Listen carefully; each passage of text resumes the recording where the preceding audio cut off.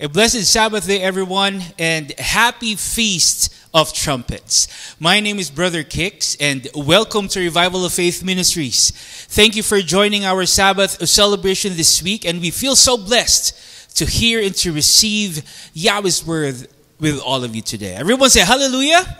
Friends, we have a double celebration today. We are celebrating the first Sabbath of October, and we are also celebrating this year's Feast of Trumpets.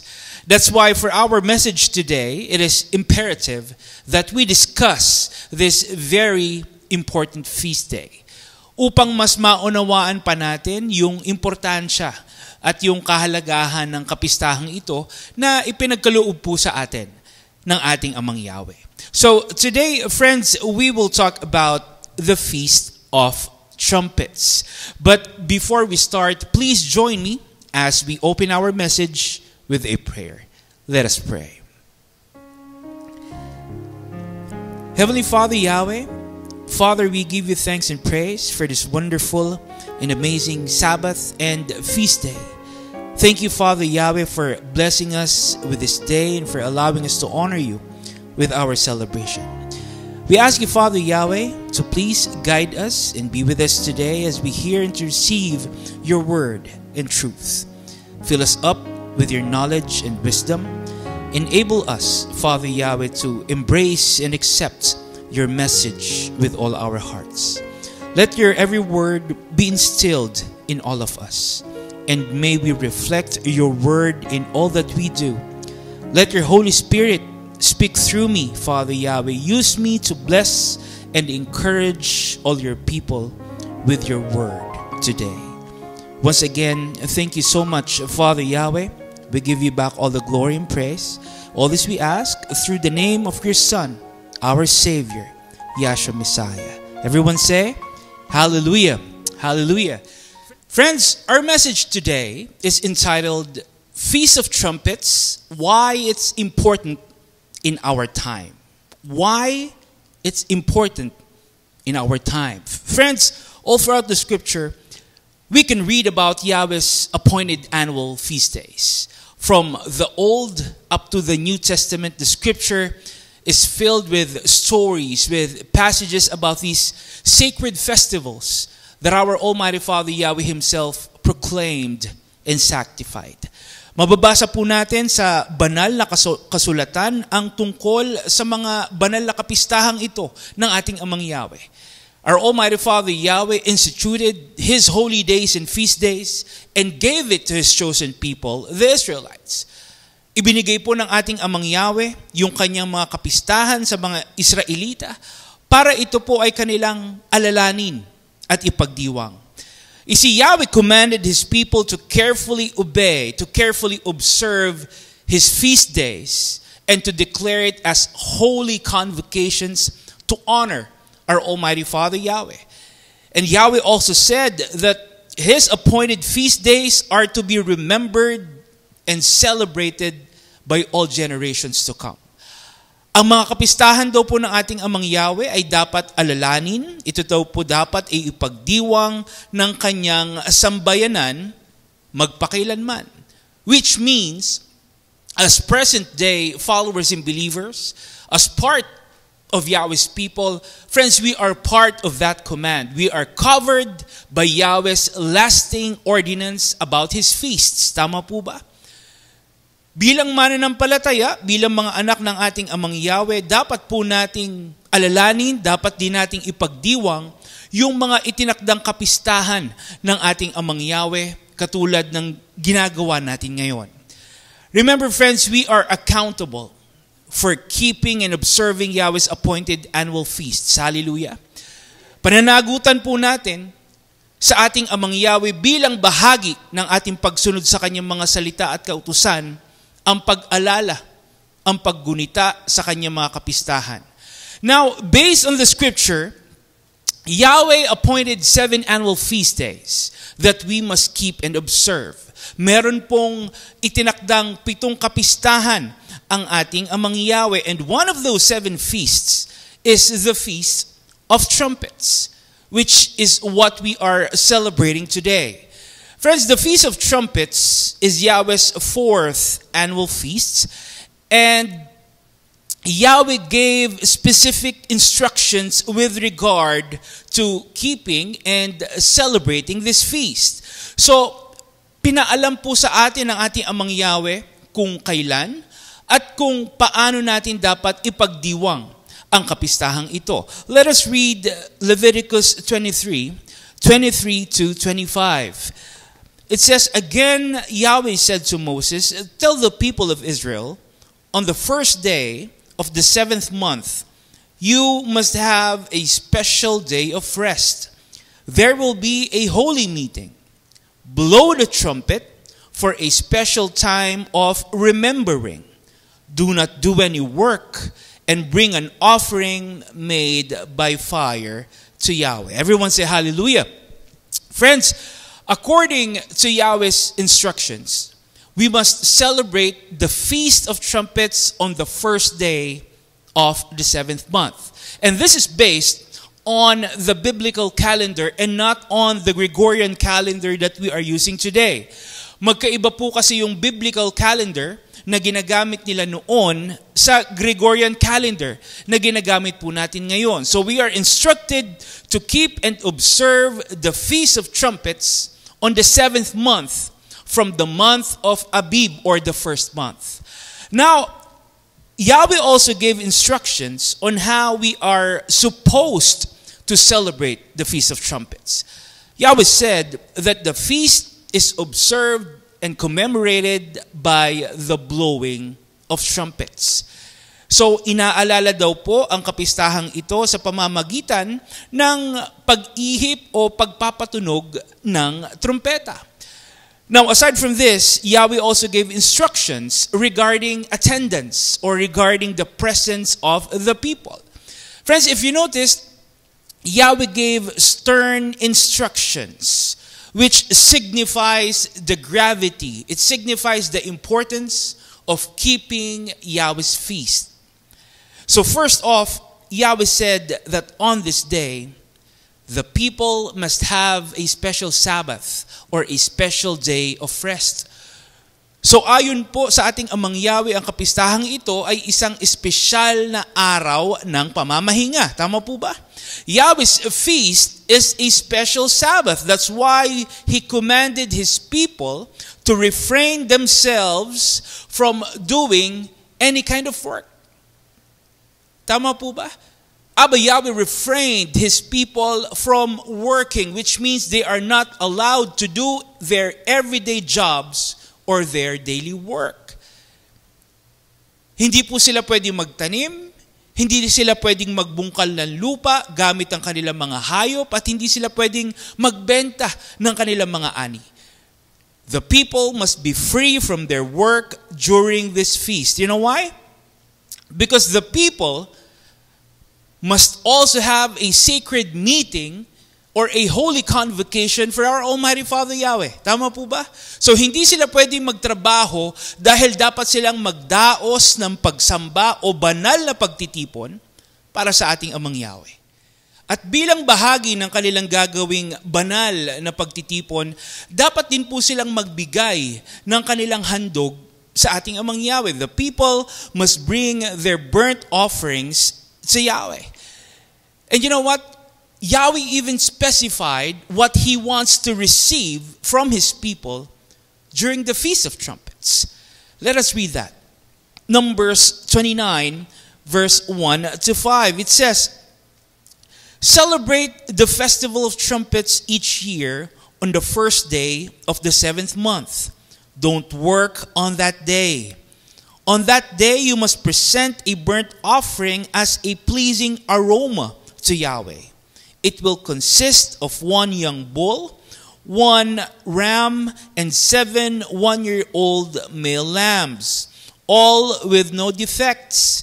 Give a grain offering with the bull.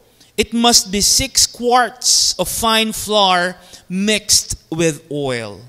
With a male sheep, offer 4 quarts. And with each of the 7 lambs, offer 2 quarts. Offer 1 male goat for a sin offering. It will remove your sins, so you will belong to Yahweh.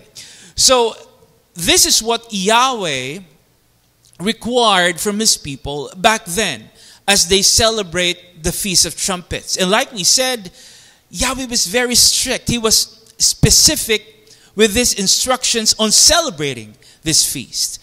Dahil ang gusto po ng ating Amang Yahweh, makasunod tayo, makatupad tayo sa kapistahan niya. Ang gusto ng ating Amang Yahweh, mabigyan natin siya ng kapurihan, ng karangalan sa pamamagitan ng pagsunod at pagtupad sa kanyang kapistahan. Hallelujah! That's why Yahweh declared that this feast is a special Sabbath. He declared that His feast is a special day of rest. Ayaw niya tayong magtrabaho sa araw ng kanyang kapistahan. You know why? Para tayo po ay makapagdaos ng pagsamba, para tayo ay makadalo sa kanyang banal na pagtitipon, at para tayo po ay makapaghandog ng naaayon sa kanya. You see, Yahweh wants us to rest on His feast day. He wants us to be free from our everyday work. He wants us to focus on Him and on His feast, so we can honor Yahweh and glorify Him with our celebration. Hallelujah. Remember, friends, this is Abba Yahweh's feast. Ito po ay kapistahan ng ating Amang Yahweh. And Yahweh gave us His feast so we can keep it and observe it. Because to celebrate Yahweh's feast is to give honor and glory to our Almighty Father Yahweh. Hallelujah. That's why the scripture is constantly reminding us about keeping and observing Yahweh's feast.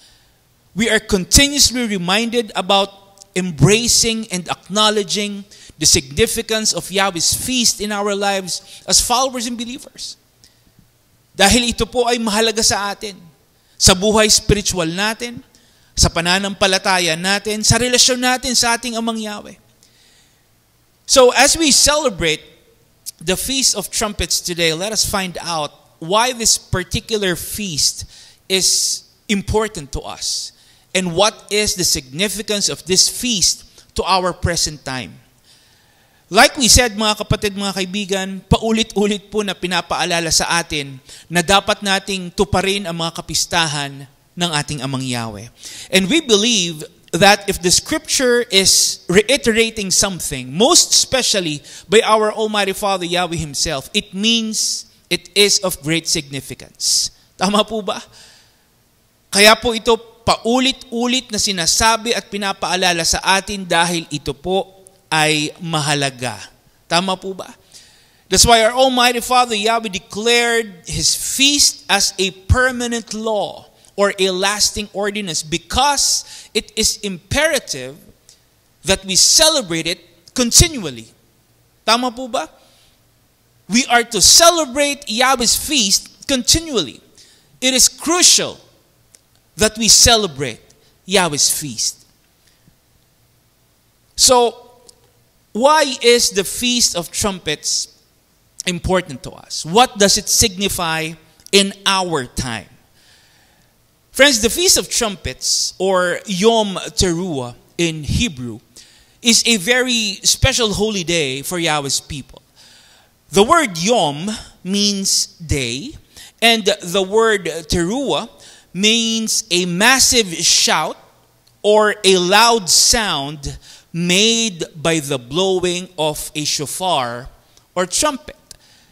That's why today is the day of blowing the trumpets. That's why Yahweh said that this feast is a memorial day proclaimed by the blowing of trumpet.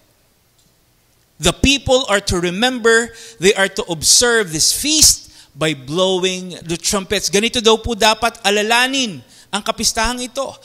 Now, when we say memorial, it means a reminder. When we say memorial, it means remembrance. Ito po ay isang paalala o pag-alala.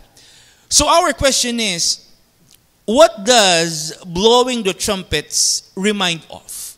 And who is it supposed to remind? Ano po ang pinapaalala nito at para po kanino ang paalalang ito?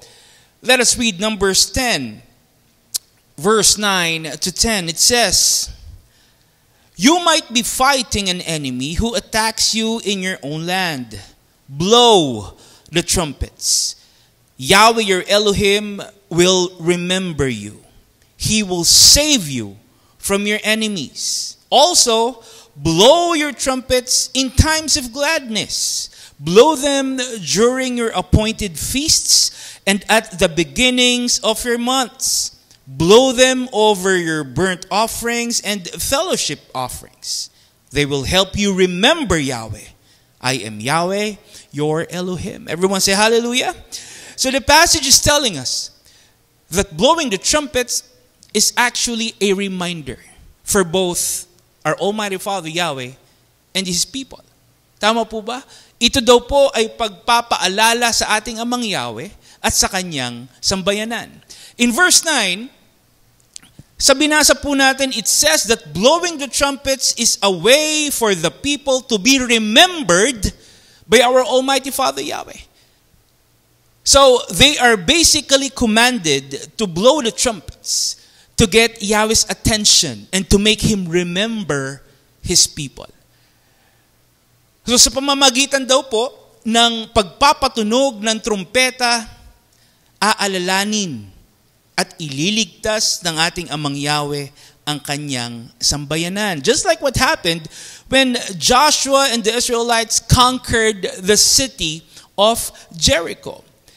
In Joshua 6, we can read that our Almighty Father Yahweh told Joshua to take the city of Jericho, which is one of the Canaanite cities.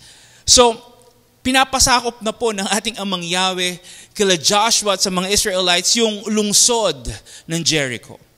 Now, to do this, Yahweh instructed Joshua to march around the city with his army once a day for 6 days.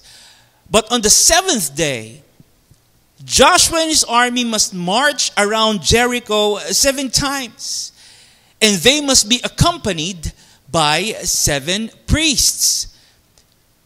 And each priest must carry a trumpet and stay in front of the Ark of the Covenant. Now, as they march, they must blow the trumpets and make one long trumpet blast. Alright? Ulitin po natin. Habang sila daw po ay nagmamarcha, they must blow the trumpets and make one long trumpet blast.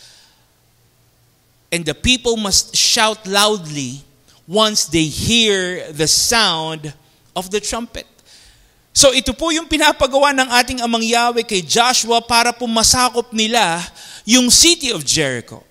And we can say that the role of the trumpet in this story was very significant. Tama po ba? So basahin po natin kung ano ang nangyari nung sinunod nila yung sinabi ng ating Amang Yahweh. Let us read Joshua 6 verse 20. It says, "When the priests blew the trumpets, the people shouted. And at the sound of the trumpets, when the people gave a loud shout, the walls collapsed, and everyone ran straight into the city, so the Israelites defeated that city." Everyone say hallelujah. So because they obeyed Yahweh's instructions and blew the trumpets, Yahweh heard. He remembered His people. Yahweh helped them and gave them victory over their enemies. Hallelujah. You see, friends, the trumpet sound is like a prayer to Abba Yahweh. It is a reminder to Yahweh of His covenant to His people. Hallelujah. Kaya dahil po sa pagsunod nila Joshua, dahil po sa pagsunod nila at pagpapatunog nila ng trumpeta, sila po ay inalala at binigyan ng tagumpay ng ating Amang Yahweh. You know why? Because Yahweh never forgets His people. Hallelujah. Hindi po nakakalimot ang ating Amang Yahweh. Hindi niya kinakalimutan ang kanyang sambayanan. Hindi niya kinakalimutan ang kanyang mga pangako sa atin. Hallelujah. Just like in Isaiah 49:15-16. It says, "Can a mother forget her nursing child and have no compassion on the child she has born? Even if she could forget, I will never forget you. I will not forget you. See, I have written your name on the palms of my hands." Everyone say hallelujah. Friends, bilang mga napili, bilang mga tinawag ng ating Amang Yahweh, bilang kanyang mga anak, ano po ang sabi? Hindi niya tayo kinakalimutan. Patuloy niya tayong inaalala. And like we said, the sound of the trumpet is like a prayer to Yahweh that reminds Him of His covenant to His people. Now, our question is, how about us? How does blowing the trumpet remind us of Abba Yahweh? If we go back to Numbers 10, verse 10, it says that blowing the trumpet is a way for Yahweh's people to remember Him. It says that it will help us remember our Almighty Father Yahweh. So, how does the trumpet remind us of Yahweh? Friends, like we said, Yahweh never forgets His people. Hindi po nakakalimot ang ating Amang Yahweh. That's why blowing the trumpet is also a reminder to us about our covenant with Yahweh. Because blowing the trumpet is our declaration that Yahweh will fulfill His promises to His people. Blowing the trumpet is our proclamation that Yahweh is always true to His word and promises to us. Hallelujah. Just like in Joshua 29, verse 45, it says, Yahweh kept every promise that He made to the Israelites. There were no promises that He failed to keep. Every promise came true. Ano po ang sabi mga kapatid? Tinupad daw po ng ating Amang Yahweh yung lahat ng kanyang mga pangako. Wala po siyang pangako na hindi nagkatotoo. Wala siyang pangako na hindi niya tinupad. And blowing the trumpet is a reminder to us that Yahweh is always faithful. It is a reminder to us that Yahweh is always true to His word and promises to us. Friends, blowing the trumpet is a reminder that Yahweh is always good no matter what. Hallelujah. But our question now, mga kapatid, our question is, why do we need to be reminded of Yahweh's faithfulness? If blowing the trumpet is a reminder to us that Yahweh is always good, our question is, why do we need to be reminded of Yahweh's goodness and faithfulness? Bakit kaya kailangan pa nating paalalahanan? Bakit kailangan pang ipaalala sa atin na tapat at totoo ang ating Amang Yahweh sa kanyang mga salita at pangako sa atin? Well, because the sad truth is, people tend to forget that. We have to be reminded because we tend to forget about Yahweh's faithfulness to us. We tend to forget that Yahweh is always true to His word and promises no matter what. Tama po ba? May mga pagkakataon po na nakakalimutan natin yung katapatan at kabutihan ng ating Amang Yahweh. Minsan nakakalimutan natin na Siya ay palaging tapat at totoo sa kanyang mga salita at pangako sa atin. That's why in times of war or in times of celebration, ano po ang sabi? Yahweh's people are instructed to blow the trumpet. Sa panahon man ng pakikipaglaban o ng kasiyahan, ang pagpapatunog ng trumpeta ay isang paalala sa katapatan at kabutihan ng ating Amang Yahweh. So right now, let me ask you, mga kapatid, mga kaibigan, let me ask you, how do you remind yourself of Yahweh's goodness and faithfulness? How do you remind yourself that Yahweh is always true to His word and promises to us? Paano mo pinapaalala sa sarili mo na ang ating Amang Yahweh ay palaging tapat sa kanyang mga salita at pangako sa iyo. Of course, most people don't usually have an actual trumpet or shofar that they can use like in the biblical times. But you know what, friends? The great thing is, as modern day followers and believers, we are given spiritual trumpets. Tama po ba? We are given spiritual trumpets that we can use, not just to remind us about Yahweh's goodness and faithfulness, but also to connect us to Abba Yahweh and to help us strengthen our faith and relationship with Him. Hallelujah. So ang tanong natin, what are these spiritual trumpets that we can use to help us remember our Almighty Father Yahweh? Ano po itong mga spiritual trumpets na ito na pwede nating magamit upang ipaalala sa atin ang kabutihan at katapatan ng ating Amang Yahweh? We have prayer, we have good works, we have Yahweh's word, and of course our obedience to Yahweh. So as followers and believers, these are the spiritual trumpets that we can use to remind us of Yahweh. We can use all this to help us remember about who and what Yahweh really is to us. Hallelujah. It will help us connect and strengthen our faith and relationship with Yahweh even more. You know why? Dahil tuwing tayo po ay nananalangin, tuwing tayo ay gumagawa ng mabuti, tuwing tayo ay namumuhay ng may pagsunod sa kanyang mga salita, ginagawa po natin ang lahat ng ito dahil sa ating Amang Yahweh. So through the spiritual trumpets, mga kapatid, mga kaibigan, we are reminded of our Almighty Father Yahweh. We remember Him because He is the reason why we do all this. Tama po ba? So right now, let me ask you, how often do you use your spiritual trumpets to remind yourself of Abba Yahweh? Ulitin ko po mga kapatid. How often do you use your spiritual trumpets to remind yourself of Abba Yahweh? How often do you remember Yahweh's promises and faithfulness through these spiritual trumpets? Kailan mo huling inalala ang ating Amang Yahweh sa pamamagitan ng panalangin, sa pamamagitan ng mabuting gawa at pagsunod sa kanyang mga salita?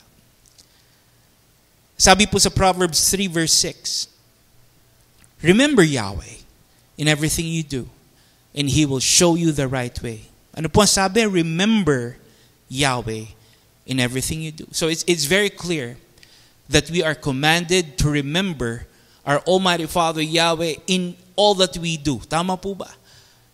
That's why we are given all the spiritual trumpets, so we can use them to always remember and remind ourselves of our Almighty Father Yahweh and His promises to us. Hallelujah. Friends, the truth is, our Almighty Father Yahweh is just waiting for you to sound your spiritual trumpets. Ulitin ko po. Our Almighty Father Yahweh is just waiting for you to sound your spiritual trumpets. He is looking forward to hearing the sound of your prayer, the sound of your good works, and the sound of your obedience to His word. Naghihintay lang po ang ating Amang Yahweh. Kaya bilang mananampalataya, patuloy po tayong manalangin, patuloy po tayong gumawa ng mabuti, at patuloy po tayong sumunod sa kanyang mga salita upang patuloy din yung pag-alala natin sa ating Amang Yahweh sa lahat ng oras. Hallelujah. Now, aside from this, one of the reasons why the Feast of Trumpets is imperative and significant even in our time is because this feast signifies the second coming of our Messiah Yeshua. The Feast of Trumpets signifies the return of our Savior, Yahshua Messiah. Dapat daw po nating sundin at alalanin ang kapistahang ito dahil ito po ay nagpapahiwatig ng muling pagbabalik o ikalawang pagdating ng ating Messiah Yeshua. The Feast of Trumpets represent the return of our Messiah Yeshua to establish the kingdom of our Almighty Father Yahweh here on earth. If you remember, Yahweh instructed the Israelites regarding the appropriate use of trumpets. Tama po ba?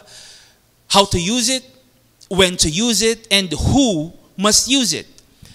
That's why the use of trumpets was very significant because it helped maintain order. It helped maintain unity among Yahweh's people. Friends, it served as an effective way of telling them and communicating to them Yahweh's messages.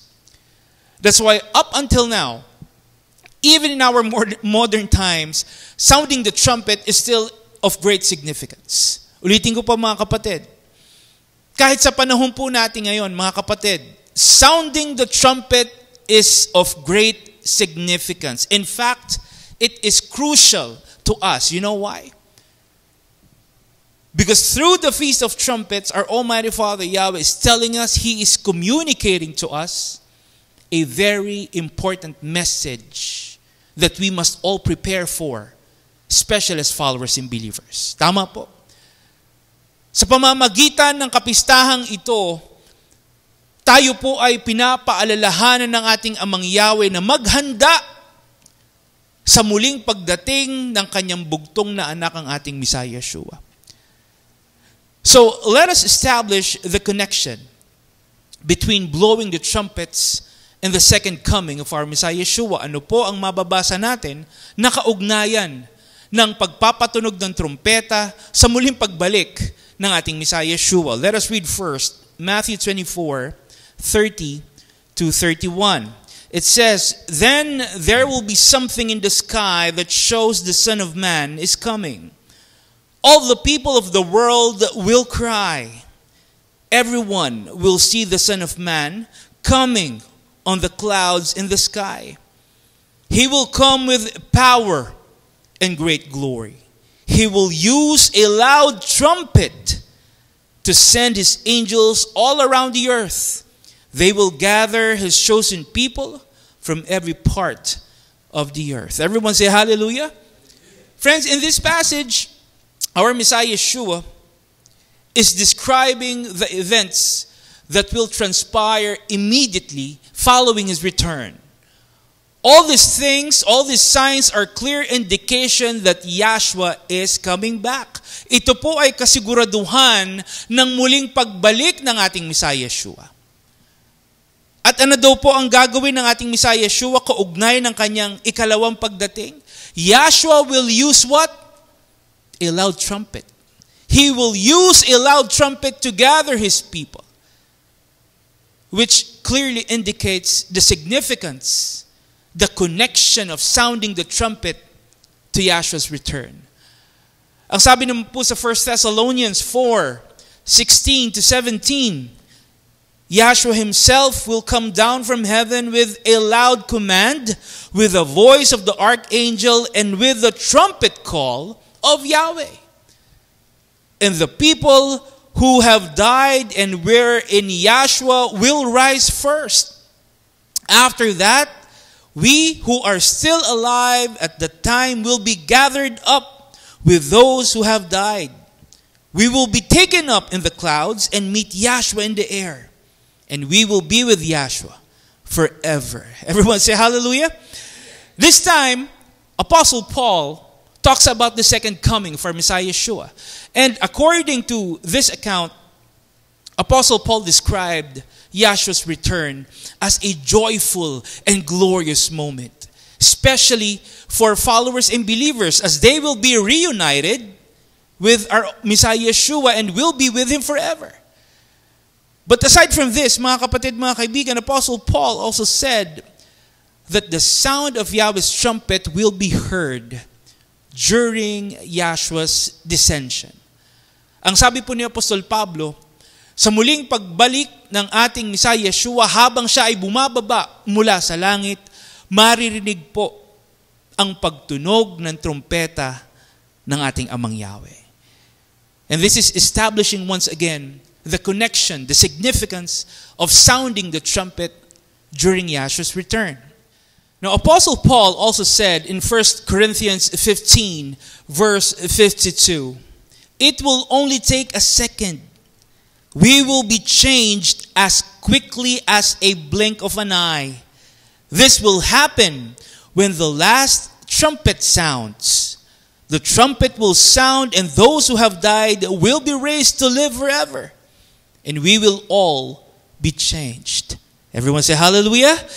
Friends, this time Apostle Paul was describing to the believers in Corinth what will happen during Yahshua's return. Apostle Paul said that there will be a quick and sudden change or transformation of all people, both the living and the dead.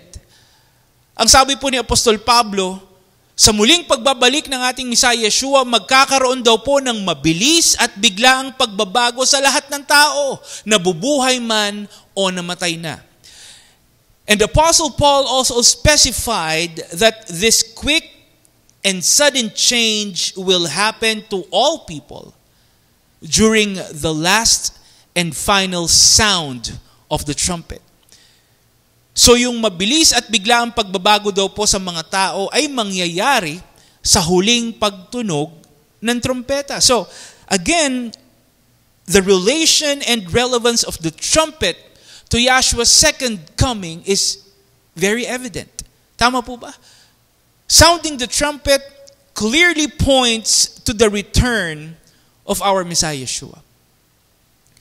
And if you noticed, mga kapatid, mga kaibigan, kung napansin po ninyo, the sound of the trumpet was constantly used as what? A sign. It was constantly used as a signal to the people.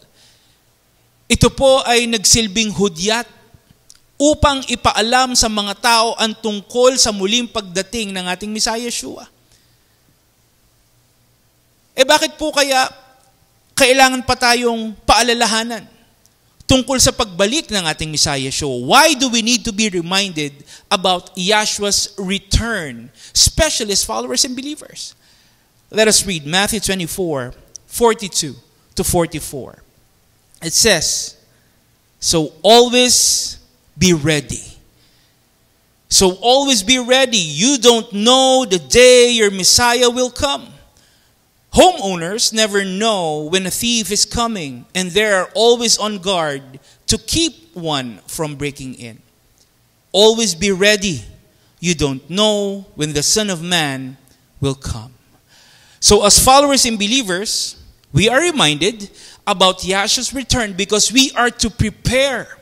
We are to always be ready for His return. Tayo po ay pinapaalalahanan upang tayo po ay makapaghanda sa muling pagdating ng ating Messiah Yeshua. That's why, like we said, even in our time, this feast that we are celebrating, the Feast of Trumpets, is of great significance. Napakahalaga po ng kapistahang ito. Hallelujah! It is not just an annual festival that we need to observe. As followers and believers, the Feast of Trumpets is an important reminder. It is an important call for all of us to be ready for the second coming of our Messiah Yeshua. Sa pamamagitan po ng kapistahang ito, tayo po ay pinapaalalahanan na maging handa sa pagbabalik ng ating Messiah Yeshua. As followers and believers, we are reminded to always be ready. We are to be ready in mind, in body, in heart, and most especially in spirit. In fact, we should live in constant anticipation of Yahshua's return. As followers and believers, we should live in constant anticipation of Yahshua's return. Ano po ibig sabihin nito? Dapat po inaasahan natin. Dapat inaasam natin yung pagbabalik ng ating Messiah Yeshua. Hallelujah! We should be anticipating. We should be eager sa pagbabalik ng ating Messiah Yeshua. You know why? Because anticipating Yahshua's return also means being ready for His return. Ulitin ko po. Anticipating Yahshua's return also means being ready for His return. And you know what?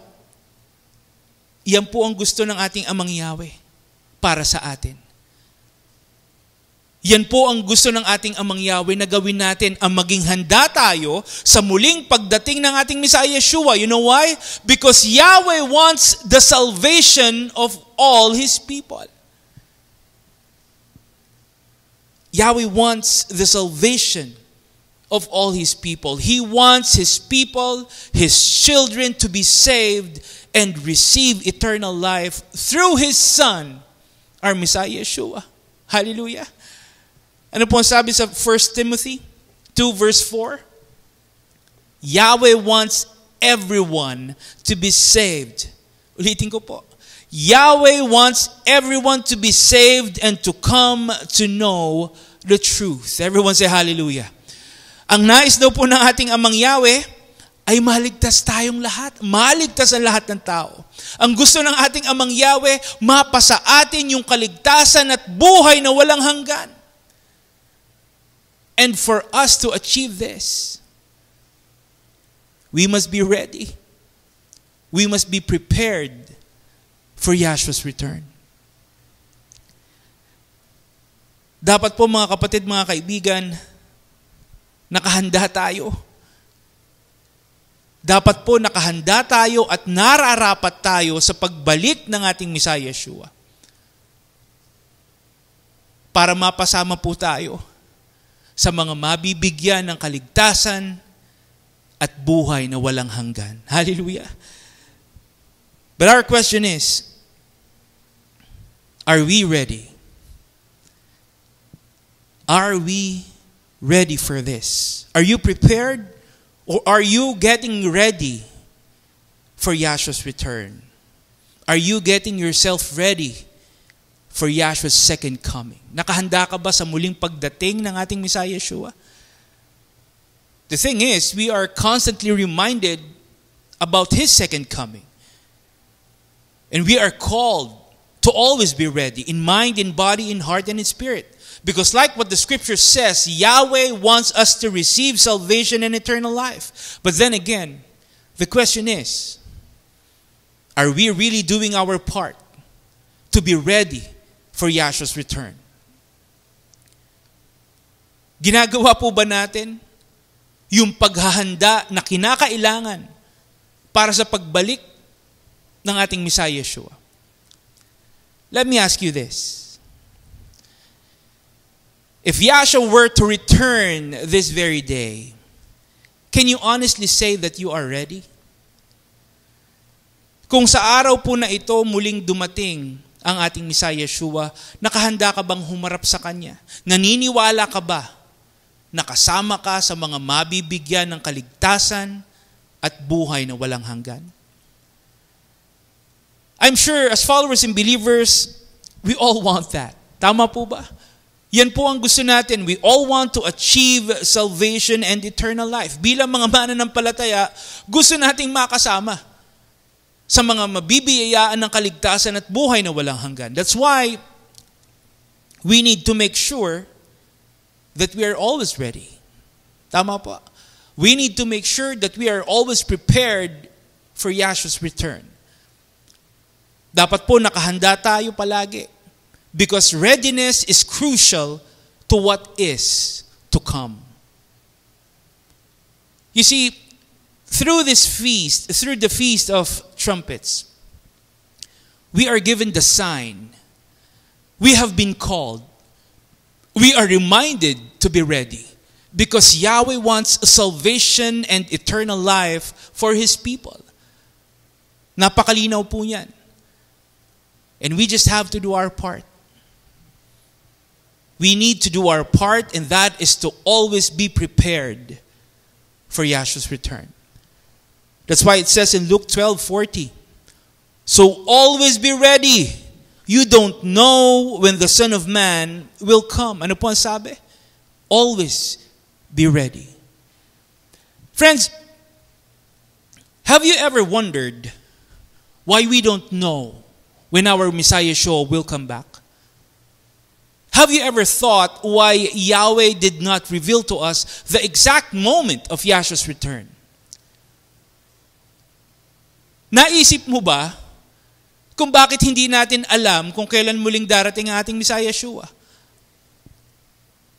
Naisip mo ba kung bakit hindi binunyag sa atin ng ating Amang Yahweh kung kailan niya pababalikin ang ating Messiah Yeshua? You know why? Because our Almighty Father Yahweh wants us to always be ready. Tama po. Yahweh wants us to be ready all the time. He wants us to be prepared all the time. Dahil hindi lang po tayo basta naghihintay sa pagbabalik ng ating Messiah Yeshua. We are not just waiting for Yahshua to come back while not doing anything. Tama po ba? Remember, mga kapatid, mga kaibigan, waiting is not the same as preparing. And as followers and believers, we are not commanded to just wait for our Messiah Yeshua. Wala po tayong mababasa na, sige, diyan ka lang, maghintay ka lang sa pagbabalik ni Yeshua. Wala po tayong mababasang ganon. We are not commanded to just wait for our Messiah Yeshua. We are reminded to prepare. We are reminded to always be ready for Yahshua's return. Hallelujah. So hindi lang natin hinihintay. Ulitin ko mga kapatid, mga kaibigan, hindi lang natin hinihintay yung pagbalik ng ating Messiah Yeshua. Baka po kasi yung iba naghihintay, bahala na kung kailan darating. Hintayin ko na lang. No. Hindi lang natin hinihintay yung pagbalik ng ating Messiah Yeshua. Dapat po pinaghahandaan natin yung muling pagdating ng ating Messiah Yeshua. Hallelujah. And you know what, mga kapatid, mga kaibigan?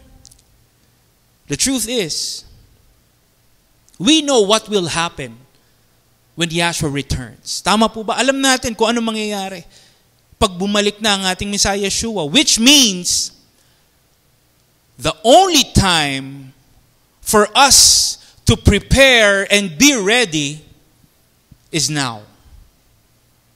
Tama po ba? The only time for us to prepare and be ready is right now. Ngayon na tayo dapat naghahanda. Ngayon natin dapat pinaghahandaan yung pagbabalik ng ating Messiah Yeshua. Tama po ba? Habang hindi pa siya bumabalik, habang wala pa siya dito. Ngayon natin dapat pinaghahandaan yung pagbalik niya while He is still not here. In fact, this is the only time we have for us to be ready. This is the only time given to us to prepare ourselves for Yahshua's return. You know why? Because we will not be able to prepare anymore when our Messiah Yeshua is already here with us. Tama po ba? We will not be able to ready ourselves anymore when Yahshua is here already. Hindi natin pwedeng paghintayin. Tandaan po natin ito. Hindi natin pwedeng paghintayin ang ating Messiah Yeshua para lang makapaghanda tayo. It will be too late for us. Kaya naman po mga kapatid, mga kaibigan, wag po nating baliwalain ang sinasabi at pinapahiwatig sa atin ng kapistahang ito. Let us not ignore what the Feast of Trumpets is telling us. Let us not disregard the call for us to prepare ourselves, for us to always be ready for Yahshua's return. Instead, let us embrace, let us acknowledge the true meaning of what we are celebrating today. Because whether we like it or not, mga kapatid, mga kaibigan, this is very true. Whether we like it or not, no one else can do it for us but ourselves. Tama po ba? We need to ready, we need to prepare ourselves because no one else can do it for us but our own selves. No one else can prepare us. No one else can make us ready for the second coming of our Messiah Yeshua but ourselves. Tama po ba? Tayo lang po ang makakapaghanda sa sarili natin para sa pagdating ng ating Messiah Yeshua. Kaya ang sabi po sa Philippians 2:12-13, my dear friends, you always obeyed when I was with you. Now that I am away, you should obey even more. So work out your own salvation. Ulitin po natin. So work out your own salvation with fear and trembling. For it is Yahweh who works in you, giving you the desire and the power to do what pleases Him. Everyone say hallelujah. Friends, the passage is clearly telling us that we are to work on our own salvation. Sikapin daw po natin na maging ganap yung sarili nating kaligtasan. Hindi kaligtasan ng iba. Hindi kaligtasan ng asawa mo, ng magulang mo, ng mga anak mo, kaligtasan mo. Sikapin mo daw na maging ganap yung sarili mong kaligtasan. Because like we said, no one else can do that for us but ourselves. Tayo lang po makakapaghanda sa sarili natin para sa pagdating ng ating Messiah Yeshua at para makabahagi tayo sa kaligtasan at buhay na walang hanggan na nagmumula sa ating Amang Yahweh. So our question now is, as followers and believers, how can we ready ourselves for Yahshua's return? Ano po yung dapat nating gawing paghahanda para sa pagbalik ng ating Messiah Yeshua? What are we supposed to do while waiting for the second coming of our Messiah Yeshua? Let us read Titus 2:11-13. It says, Yahweh has shown us clearly how very kind He is. He has come to save all people. Because Yahweh is kind, He teaches us to stop living in a bad way. We no longer do the bad things that do not make Yahweh happy. We turn away from the bad things that belong to this world. Yahweh teaches us to control ourselves wisely while we live in this world. He teaches us to do what is right. He teaches us to please Him in the way that we live. Remember this. We are waiting for Yahshua to return to this world. When He comes, that will make us very happy. Everyone say hallelujah. Friends, the passage is telling us that we are all waiting for Yahshua's return. Lahat daw po tayo naghihintay sa pagbabalik ng ating Messiah Yeshua. But the thing is, as we wait, as we ready ourselves, we are supposed to do something. Like we said, hindi lang po tayo basta naghihintay. We are supposed to do something. Meron daw tayong kailangang gawin habang naghihintay at naghahanda tayo sa pagbabalik ng ating Messiah Yeshua. We are to follow and obey what Yahweh taught us. Dapat daw nating sundin yung mga tinuro sa atin ng ating Amang Yahweh. So ano-ano po itong mga itinuro sa atin ng ating Amang Yahweh? We must not allow unrighteousness in our lives. We must refrain from things that are unpleasing and unacceptable to Yahweh. We must reject and turn from the evil things of this world. We must exemplify self-control. We must do what is right in Yahweh's sight. And we must live a life that is pleasing and acceptable to Yahweh. Everyone say hallelujah. Ibig sabihin po mga kapatid, mga kaibigan, para tayo ay maging handa sa muling pagdating ng ating Messiah Yeshua, dapat tayong mamuhay ng ayon at may pagsunod sa ating Amang Yahweh. Ibig sabihin po, para makabahagi tayo sa kaligtasan at buhay na walang hanggan, dapat tayong mamuhay ng nakalulugod at katanggap-tanggap sa ating Amang Yahweh. Hallelujah! Ang sabi naman po sa Micah 6, verse 8, Yahweh has told you what is good. This is what Yahweh requires from you. To do what is right, to love mercy, and to humbly obey your Elohim. Everyone say hallelujah. Friends, the passage is telling us what our Almighty Father, Yahweh, requires from us. Yahweh wants us to do what is right and what is good. He wants us to be merciful, but most of all, He wants us to live a life of obedience to Him. Tama po ba? Because living in obedience to Yahweh is being ready for the second coming of our Messiah Yeshua. Ulitin ko po, living in obedience to Yahweh is being ready for the second coming of our Messiah Yeshua. Kaya ito po yung gusto ng ating Amang Yahweh na gawin natin. Ang patuloy na mamuhay ng naaayon at may pagsunod sa Kanya. Upang tayo po ay maging lubos na handa sa muling pagdating ng ating Messiah Yeshua.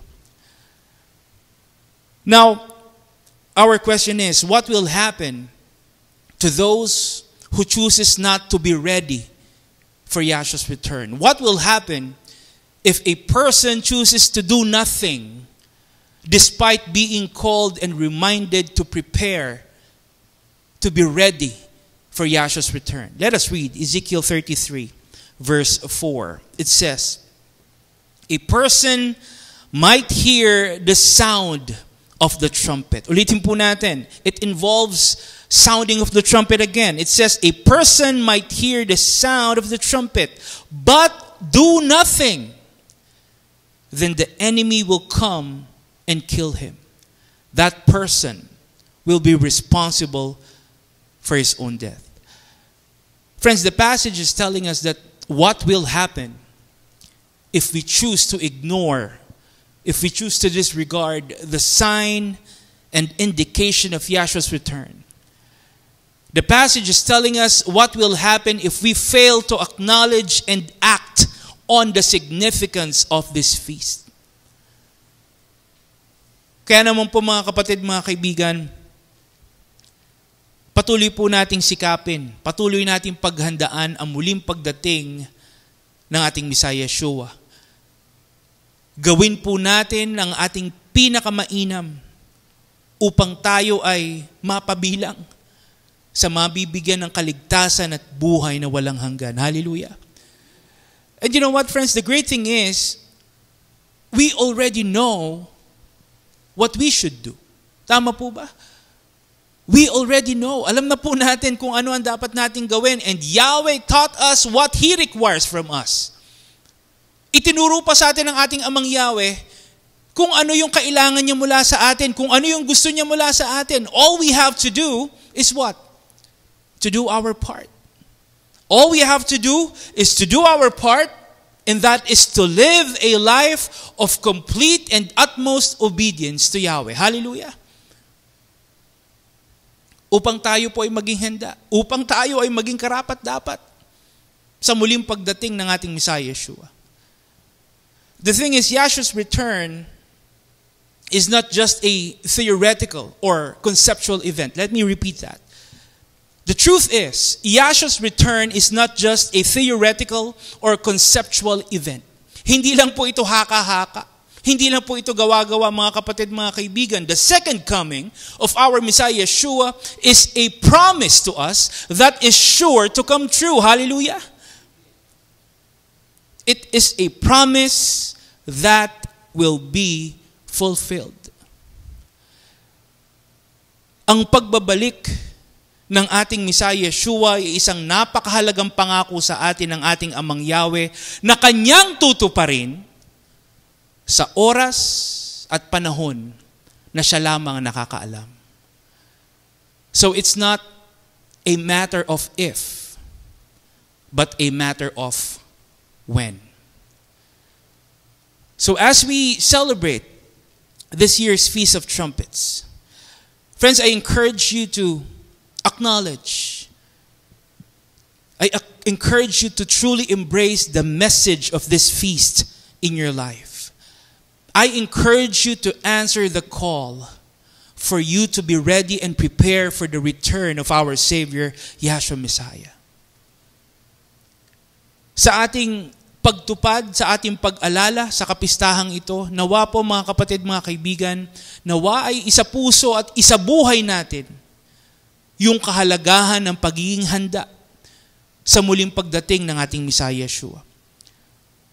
Let us continue to be ready and worthy of Yeshua's second coming by living a life that is pleasing and acceptable to our Almighty Father Yahweh. Hallelujah.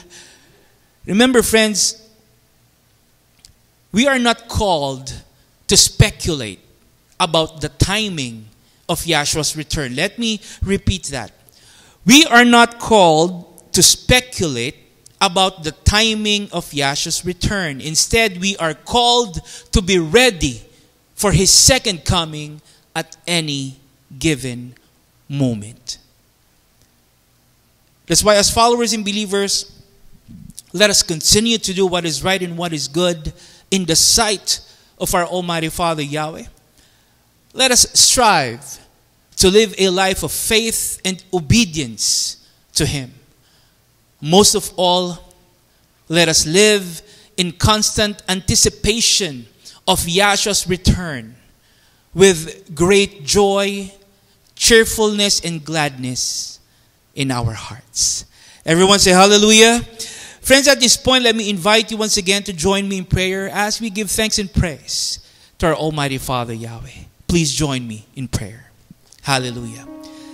Heavenly Father Yahweh, we thank and praise you once again for this wonderful and amazing Sabbath day and for allowing us to celebrate today the Feast of Trumpets. Thank you for the opportunity, Father Yahweh, to gather in your presence, to experience your love, your goodness and grace as part of your family and your assembly. Father Yahweh, we seek your mercy and forgiveness. Forgive us our sins. Forgive our shortcomings. Cleanse us, Father, from all impurities and transgressions. Thank you, Father Yahweh, for your message today. Thank you for reminding us the significance of the Feast of Trumpets, especially to us followers and believers. Thank you for using this feast to remind us to always be ready for the return of our Messiah Yeshua. And as we celebrate this feast, Father Yahweh, we come before you with gratitude and reverence. And we acknowledge that through this feast, you are calling us to be together and prepare for the second coming of our Messiah Yeshua.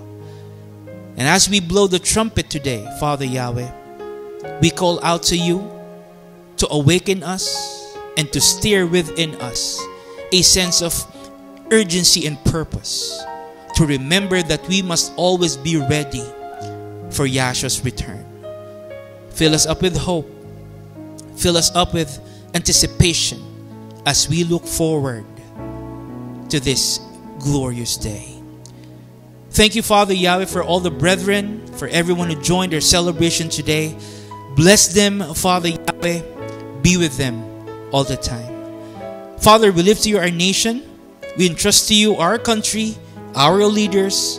We lift to you the safety, the success, and the well-being of our land. Father Yahweh, grant us your comfort. Grant us your healing. Touch all of us with your mighty healing hands. Grant us your peace, Father Yahweh. Let peace thrive. Let your peace prevail in all the world, especially in your land, Israel.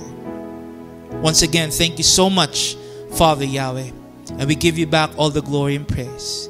All this we ask through the name of your Son, our Savior and King, Yahshua Messiah. Everyone say, hallelujah. Hallelujah.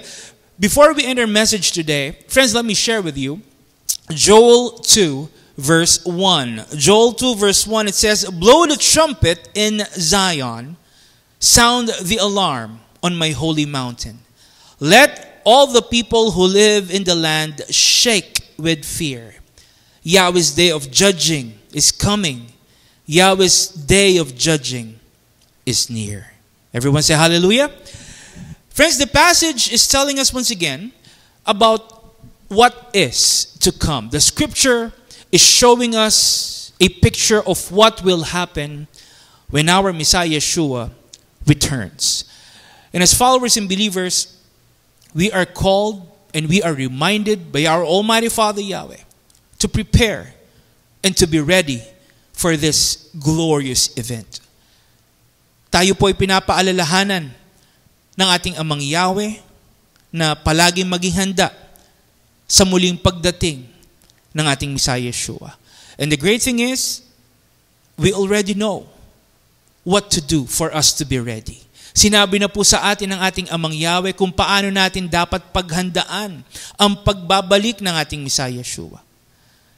Sinabi na sa atin ng ating Amang Yahweh kung ano ang dapat nating gawin para tayo ay maging handa at para tayo ay makabahagi sa kaligtasan at sa buhay na walang hanggan. Hallelujah!